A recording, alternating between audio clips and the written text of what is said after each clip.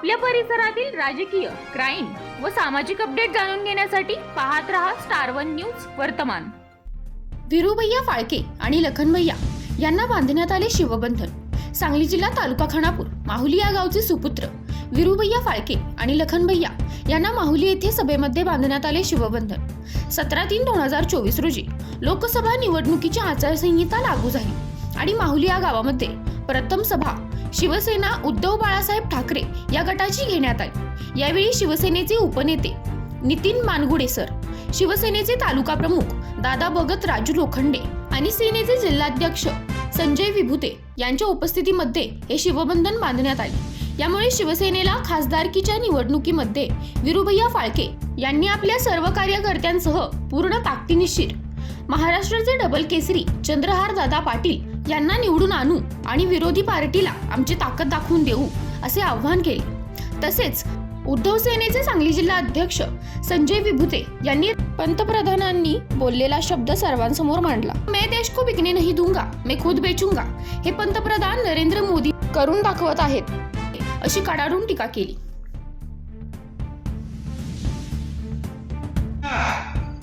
गेल्या 10 वर्षात तुम्ही शेतकऱ्याचा प्रश्न काय मांडला ते सांगायला या। गेल्या 10 वर्षात तुम्ही या जिल्ह्यामध्ये किती फिरला ते सांगायला या। तुम्ही इथं भाषा करताय चिटपट करण्याची, चिटपट करायला आता जनताच सामील आहे। तिथली जनता का बसत नाही सांगली जिल्ह्याची, त्यामुळे चिटपट करण्याची भाषा आता खासदारांनी करू नये, कारण आता इथली जनता हुशार झालेली आहे। या सांगली जिल्ह्यातल्या लोकांना समजलंय, या महाराष्ट्रातल्या लोकांना समजलंय आता योग्य दिशा निवडणं गरजेचं आहे। आतापर्यंत आम्हाला फसवत आलेल्या नेत्यांना आम्ही दारात सुद्धा उभं करणार नाही। अशा पद्धतीने आम्ही आमचं काम करू आणि येणाऱ्या काळात या महाविकास आघाडीचा उमेदवार आम्ही निवडून आणायचं काम करू, एवढं मी आज या ठिकाणी बोलतो।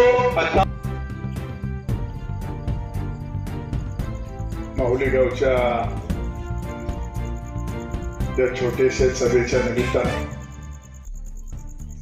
व्यासपीठावर उपस्थित आमचे मार्गदर्शक, माझ्या राजकारणातले गुरु, ते आदरणीय शिवसेनेचे उपनेते माननीय नितीन मानगुडे पाटील सर, आमचे शिवसेनेचे तालुका प्रमुख सन्माननीय दादा भगत, सन्माननीय राज लोखंडे,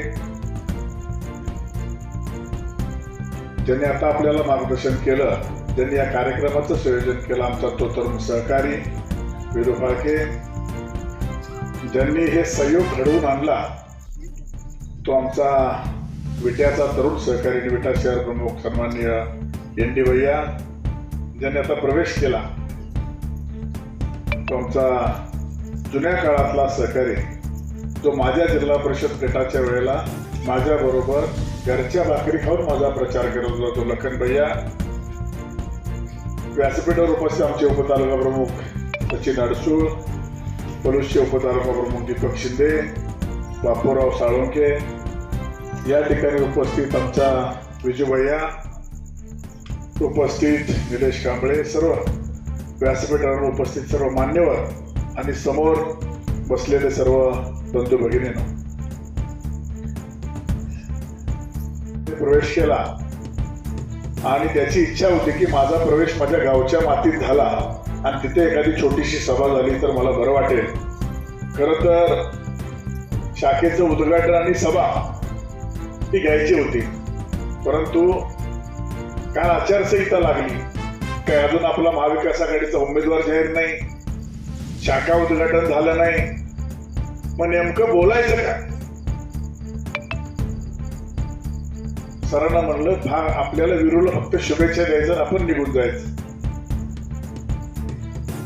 सर, माझं नातं अतिशय जवळचं आहे, अनेक सहकारी माझे माहुली गावचे या ठिकाणी आहेत। या माहुली गावामध्ये आपले माजी मंत्री आनंद गीते आले होते। 3ऱ्या टप्प्याचं काम पूर्ण झालं का नाही ते पाहण्यासाठी इथं सर रस्त्याच्या पलीकडे 3रा टप्पा आहे माहुली गावाचा, तिथून 4थ्या-5व्या टप्प्याचं पाणी पुढे घेत त्याची पाहणी करायसाठी आनंद गीते आले होते।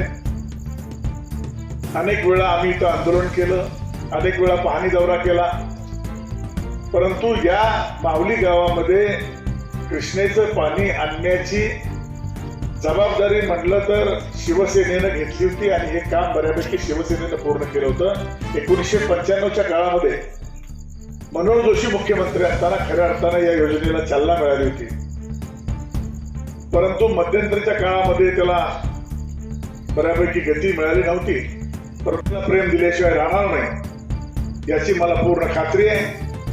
विरू, तू आणि तुझे सहकारी ज्या विश्वासात आज अनेक आमिष दाखवून पक्ष फोडले जात आहेत, आमदार पळवले जात आहेत, तुमच्या आमच्या मताच्या विश्वासावर लोकशाहीमध्ये निवडणुकीत मतदार राजा ज्याला म्हटलं जातं त्या मतदार राजाच्या मताचा उपयोग करून जे आमदार खासदार निवडून येतात त्यांना आता पैशाची बोली लावून त्या ठिकाणी विकत घेतलं जातं. पक्षाचे पक्ष फोडले जातात. काही पक्ष आता पळवायची सुरुवात त्या ठिकाणी केली आणि लहान मुलाला जरी विचारलं की शिवसेना कोणाची, तर त्या ठिकाणी शिवसेना ही बाळासाहेब ठाकरेंची, उद्धवजी ठाकरेंची हे सांगायला ज्योतिषाची गरज उरणार नाही. लहानातलं लहान बाळ सुद्धा त्या ठिकाणी शिवसेना कोणाची सांगेल. आणि अशी शिवसेना या ठिकाणी भारतीय जनता पार्टीनं स्वतःच्या स्वार्थासाठी जर 10 वर्षामध्ये तुम्ही विकासात्मक काम केलं असतं, जर 10 वर्षामध्ये नरेंद्र मोदींनी स्वप्न दाखवली असती आणि ती स्वप्न पूर्ण करण्यासाठी प्रयत्न केला असता तर मला वाटते पक्ष फोडायची वेळ आज भारतीय जनता पार्टीवर आली नसती. काय मोदींचं वाक्य होतं? मैं ना खाऊंगा ना खाने दूंगा. 2014 साली नरेंद्र मोदींचं वाक्य काय होतं? मैं देश बिकने नहीं दूंगा. सौगंध है मुझे इस मिट्टी की, मैं देश बिकने नहीं दूंगा. तुम्हाला आम्हाला वाटलं एवढा भारी प्रधानमंत्री, एवढा ताकदीचा, या देशाला जणू काही काँग्रेस विकायलाच काढले आणि मग आपल्या देशाला वाचवणारा प्रधानमंत्री या ठिकाणी लाभला आणि म्हणून या देशामध्ये क्रांती झाली. काय माहित की आपल्याला भविष्यामध्ये नेमकं हे मोदी सरकार काय करेल, परंतु आपल्याला आता पटलं असेल की कशा पद्धतीने नरेंद्र मोदी सरकार काम करतंय. सर्वसामान्यांच्या विकासाच्या योजना नाही, शेतकऱ्याच्या शेतीमालाला भाव नाही, सर्वसामान्य तरुणाला नोकरी नाही, व्यापाऱ्यांना जीएसटी मध्ये काय परिस्थिती झाली तुम्हाला माहिती आहे, नोटबंदीमुळे काय परिस्थिती झाली माहिती आहे. आणि मग आपल्याला आता पटायला लागलं की नरेंद्र मोदींचं वाक्य कदाचित त्यावेळेला आपण समजून घ्यायला चुकलो. नरेंद्र मोदी हे त्यावेळेला 2014 मध्ये म्हणले होते, मैं देश बिकने नहीं दूंगा, मैं खुद बेचूंगा. बरोबर ना? मी स्वतः विकणार. एअरपोर्ट विकलं, रेल्वे स्टेशन विकायला काढले, LIC विकली, सगळं विकायचं चाललंय. मित्रांनो, या देशामध्ये 4च लोक सुखी आहेत, 2 विकणारे, 2 विकत घेणारे, आणि तेही गुजराती. अदानी, अंबानी, शहा आणि मोदी. संपला भारत. तुम्ही आम्ही विचार करण्याची वेळ आलेली आहे, लक्षात ठेवा.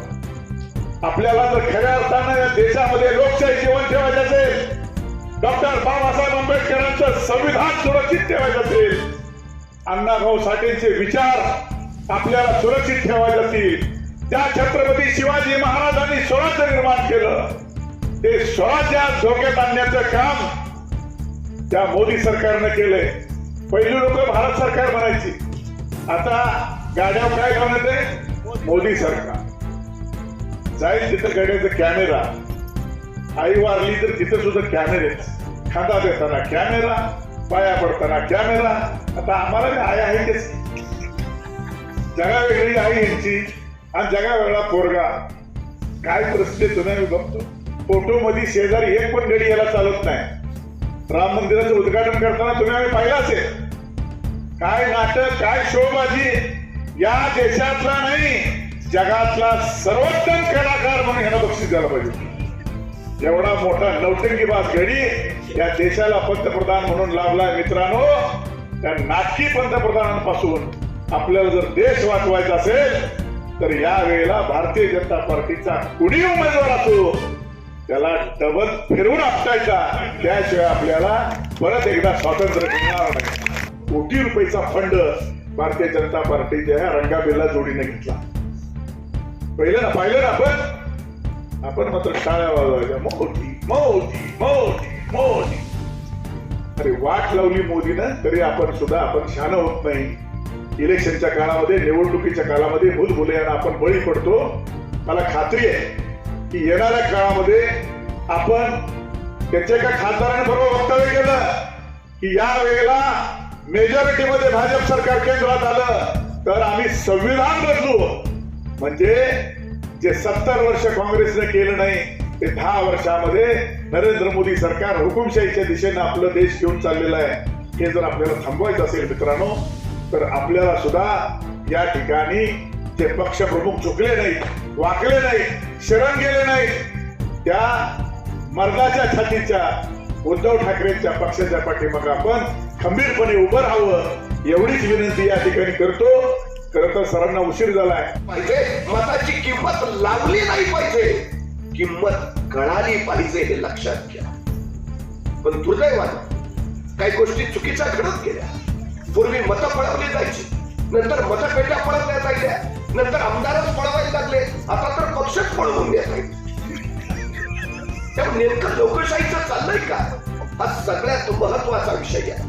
खरं तर डॉक्टर बाबासाहेब आंबेडकरच एका ठिकाणी असं म्हणाले होते की भले जरी सगळे नेते विकले गेले तरी माझं संविधान सुरक्षित राहील, कारण माझं संविधान सर्वसामान्य माणसांच्या हातात आहे आणि माझा सर्वसामान्य माणसांवर विश्वास आहे. हे देश नेते नाही बदलणार, जनताच क्रांती करते हे पहिल्यांदा आपण लक्षात घेतलं पाहिजे. खरं तर या देशाला स्वातंत्र्य मिळवण्यासाठी अनेक स्वातंत्र्य सैनिकांनी स्वतःच बलिदान दिलं, तेव्हा या देशाला स्वातंत्र्य मिळालं. आम्हाला फक्त मतदान करायचं आहे आणि मिळालेलं हे स्वातंत्र्य आपल्याला टिकवायचं आहे. ही गोष्ट आपण पहिली लक्षात ठेवा. सगळ्यात महत्वाचं 2024 ची निवडणूक ही स्वातंत्र्याची दुसरी लढाई आहे हे पहिलं लक्षात असू द्या. फरक आपल्या समोर आहे.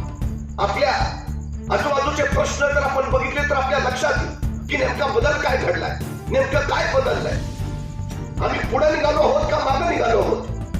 2014 साली सोयाबीनचा दर 6,000 रुपये होता. आज 2024 साली तो 4,500 रुपये झालाय. 2014 साली सोयाबीन पासून बनणारं खाद्य तेल 54 रुपये किलो होतं. आज तेल मात्र 110 रुपये किलो झालंय. मग तेल सोयाबीन पासून बनणारं जर 110 रुपयाला विकलं जात असेल तर शेतकऱ्याला 4,500 कसे, त्याला 11,000 रुपयेच मिळायला हवे होते. ही सगळ्यात मोठी वस्तुस्थिती आहे, पण मिळत नाही. 2014 साली कांदा 700 रुपये क्विंटल होता, आजही 700 रुपयाच आहे. निर्यात बंदी लागली. जो देश सगळ्या जगाला कांदा पुरवत होता, निर्यात बंदीमुळे दुर्दैवानं कांदा या देशातच सडला आणि पाकिस्तानचा कांदा सगळ्या जगाने विकत घेतला. म्हणजे तुम्ही भलं कुणाचं केलं, भारतातल्या शेतकऱ्यांचं का पाकिस्तानच्या शेतकऱ्यांचं. 1,38,000 कोटीचं खाद्यतेल आयात केलं गेलं. 165 लाख टन परक्या देशातनं भारतात आयात केलं. ज्या सोयाबीन पासून इथं तेल पडलं असतं, शेतकऱ्याला फायदा झाला असता. इथल्या शेतकऱ्यांचा फायदा करून द्यायच्या ऐवजी 1,38,000 कोटीचं खाद्यतेल आयात केलं आणि इथल्या सोयाबीनचा दर पडला. ही सगळ्यात मोठी वस्तुस्थिती आहे. तुम्ही देश कुणासाठी चालवता. 70% लोक या देशातली शेती करतात. 75 वर्षामध्ये शेतीच्या एकाही वस्तूवर कुठलाही टॅक्स नव्हता. खतावर, बियाण्यावर अजिबात नव्हता. आता तुमच्या शेतीसाठी लागणाऱ्या प्रत्येक वस्तूवर 18% जीएसटी लावलेला आहे. हा काय प्रकार. शेतकऱ्याला जोर पाडलं जातं, शेतकऱ्याला सुटलं जातं. कुठल्याही शेतकऱ्यानं मागणी केली नव्हती आम्हाला 2,000 रुपये किसान सन्मान निधी द्या. त्याला फक्त त्याच्या पिकाला भाव हवा होता, हमी भाव हवा होता. बस आमच्या कष्टाचं घामाचं दाम फक्त आम्हाला द्या, ही इथल्या शेतकऱ्यांची माफक अवस्था होती, पण नाही ती. आज दिल्लीच्या बॉर्डरवर सुद्धा हरियाणा, राजस्थान, पंजाब मधले सगळे शेतकरी दमाजले.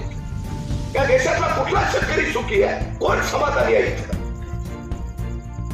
हे राज्य कुणासाठी आहे? आम्ही कधीतरी या सगळ्या गोष्टींचा विचार केला पाहिजे. किसान सन्मान निधी म्हणून आम्हाला 2,000 रुपये दिले जातात. डीएपी ची 2 पोती येतात का होत्या? 2014 साली डीएपीचं पोतं 560 रुपयाला होतं, आज ते 1650 रुपयाला असलं. शेतकरी जेवढा शेतात खर्च करतो तेवढं सुद्धा त्याच्या हातात येत नाही. फायदा तर सोडून द्या. आज महाराष्ट्रात रोज सरासरी 10 ते 12 शेतकरी आत्महत्या करतायत रोज. कुणासाठी राज्य? 2.5 वर्ष उद्धवजी ठाकरे मुख्यमंत्री होते. उद्धवजी ठाकरेंच्या मुख्यमंत्री पदाच्या कार्यकाळात सोयाबीनला 11,000 रुपये भाव होता, कपाशीला 11,000 रुपये भाव होता, शेतकऱ्यांना तातडीनं विमा मिळत होता. एवढाच नव्हे, कुठलंही कागदपत्र न देता विनाट विनाशक 2 लाखाची कर्जमुक्ती उद्धवजी ठाकरेंनी मंत्रिमंडळाच्या पहिल्या बैठकीत केली. कारण शिवसेना शेतकऱ्यांसाठी लढते, ही सगळ्यात मोठी वस्तुस्थिती आहे. अशा बातम्या पाहण्यासाठी आमच्या चॅनेलला लाईक, शेअर, सबस्क्राईब करा.